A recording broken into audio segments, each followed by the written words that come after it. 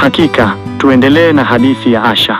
Hadithi ya matumaini, safari ya Asha kuelekea nuru, sehemu ya pili. Baada ya miaka kadhaa ya kufundisha katika shule ya msingi ya kijijini kwake, Asha hakuwa mwalimu tu, bali pia alikuwa mlezi na mshauri. Wanafunzi wake walimheshimu na kumpenda. Sio tu aliwafundisha kusoma na kuandika, bali pia aliwajengea ujasiri na matumaini. Aliwaambia mara kwa mara, elimu ni ufunguo wa maisha. Msikubali hali yoyote iwakatishe tamaa kufungua mlango huo. Siku moja, kijiji chao kilikumbwa na ukame mkali. Mazao yalikauka, mifugo ilikufa, na njaa ilianza kuwakabili wanakijiji. Watu walianza kukata tamaa, wakihisi kuwa Mungu amewaacha. Asha alihisi maumivu ya watu wake na kujua kwamba hawezi kukaa kimya. Ingawa alikuwa mwalimu, moyo wake ulimsukuma kutafuta suluhisho. Asha alikumbuka masomo yake ya sayansi na jinsi alivyowahi kusoma kuhusu kilimo cha kisasa na uhifadhi wa maji. Aliamua kuhamasisha wanakijiji waanze kutafuta njia mbadala. Alikusanya wazee